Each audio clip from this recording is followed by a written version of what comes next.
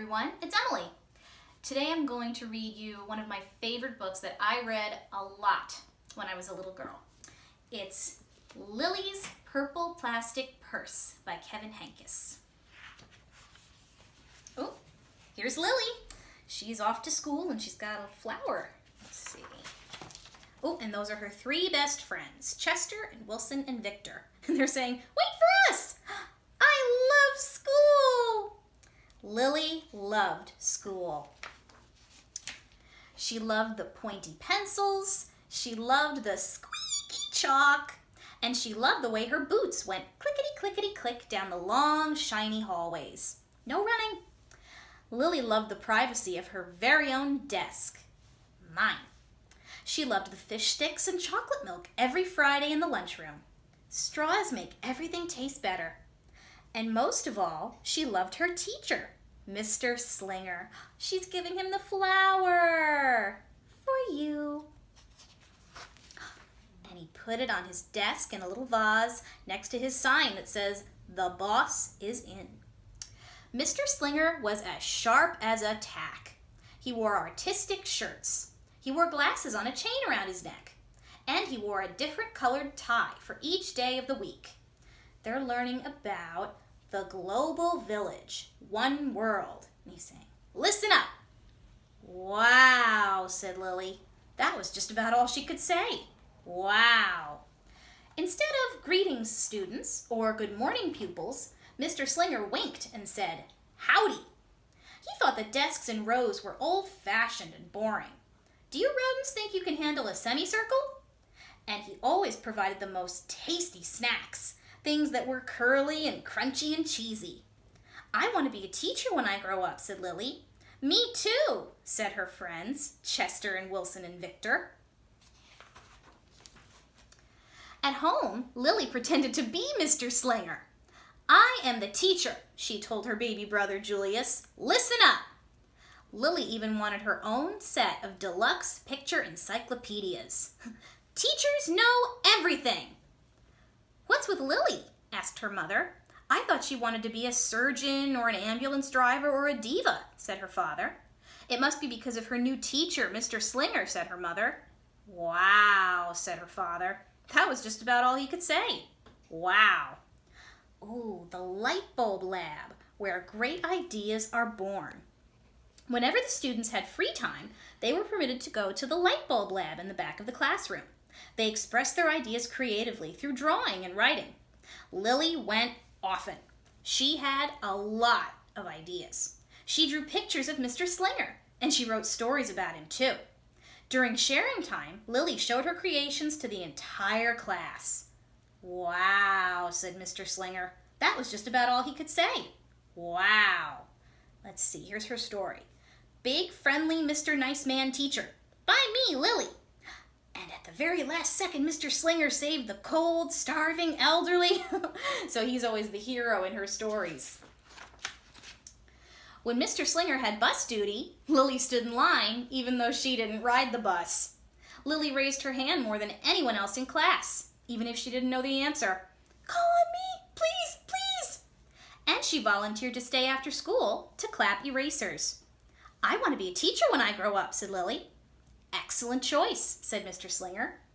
One Monday morning, Lilly came to school especially happy. She had gone shopping with her Grammy over the weekend. Lilly had a new pair of movie star sunglasses, complete with glittery diamonds and a chain like Mr. Slinger's. She had 3 shiny quarters. And best of all, she had a brand new purple plastic purse that played a jaunty tune when it was opened.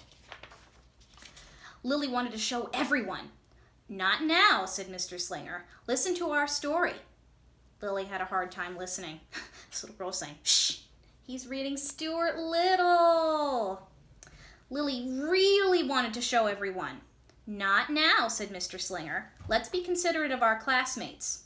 Lilly had a hard time being considerate. They're thinking of words that rhyme with mice. So mice, nice, rice, dice, lice. Lilly really wanted to show everyone. "Not now," said Mr. Slinger. "Wait until recess or sharing time." But Lilly could not wait. He's trying to teach them about types of cheese. Swiss, cheddar, Romano, provolone. Uh-oh, she's in trouble. The glasses were so glittery, the quarters were so shiny, and the purse played such nice music, not to mention how excellent it was for storing school supplies. "Look," Lily whispered fiercely. "Look, everyone, look what I've got." Everyone looked, including Mr. Slinger. He was not amused. "I'll just keep your things at my desk until the end of the day," said Mr. Slinger. "They'll be safe there, and then you can take them home." Lily's stomach lurched. She felt like crying. Her glasses were gone. Her quarters were gone. Her purple plastic purse was gone. Lily longed for her purse all morning. She was even too sad to eat the snack Mr. Slinger served before recess. That afternoon, Lily went to the light bulb lab. She was still very sad.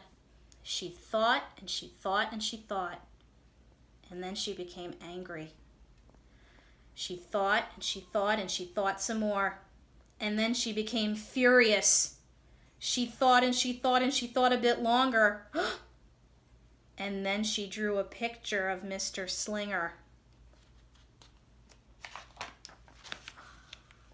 Big, fat, mean Mr. Stealing Teacher. Bad, bad thief claws. Wanted by FBI. P.S. I do not want to be a teacher when I grow up. Right before the last bell rang, Lily sneaked the drawing into Mr. Slinger's book bag.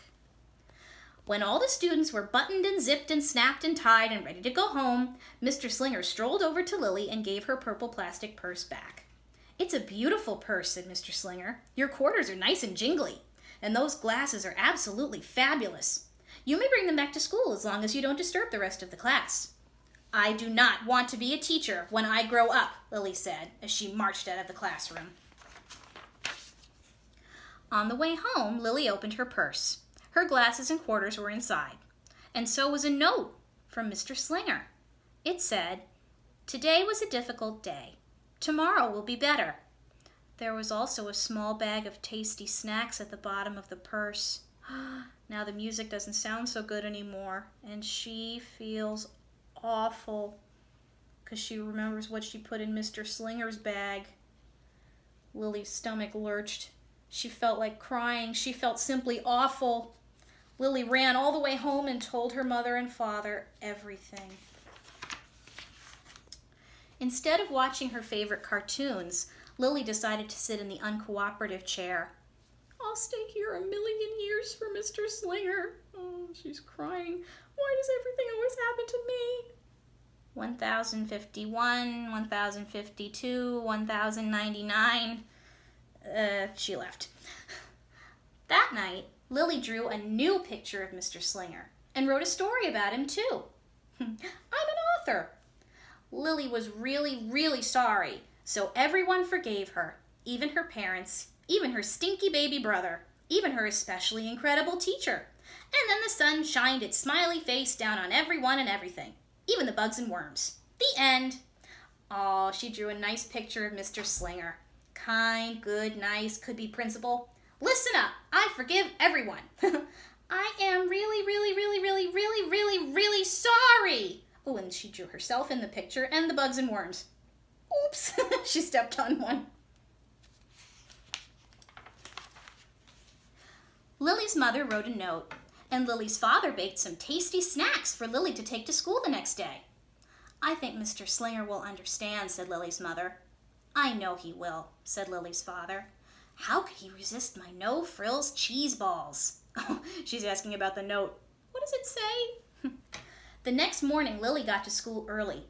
"These are for you," Lily said to Mr. Slinger, "because I'm really, really, really, really, really, really, really, really, really, really, really, really, really, really, really, really, really, really sorry." Mr. Slinger read the story, and he looked at the picture, and he read the note.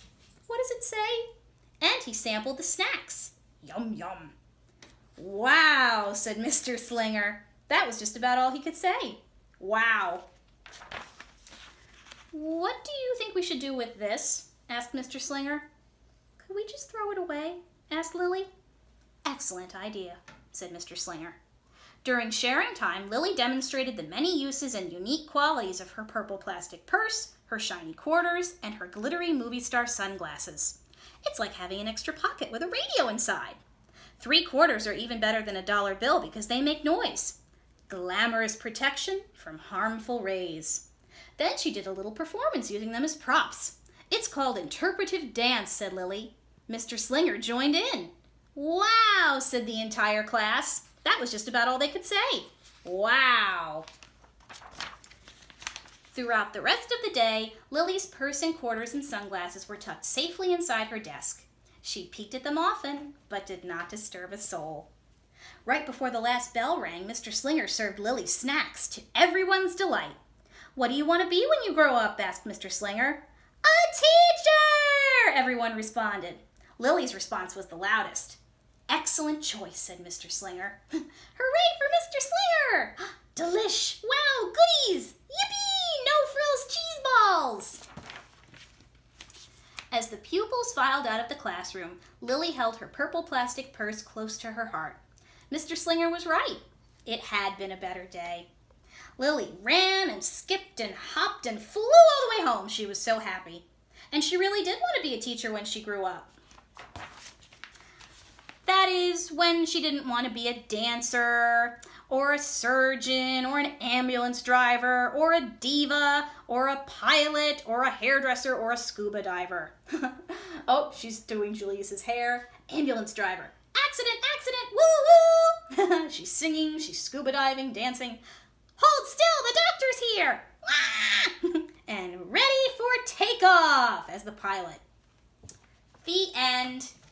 I hope you all enjoyed Lily's purple plastic purse. Bye!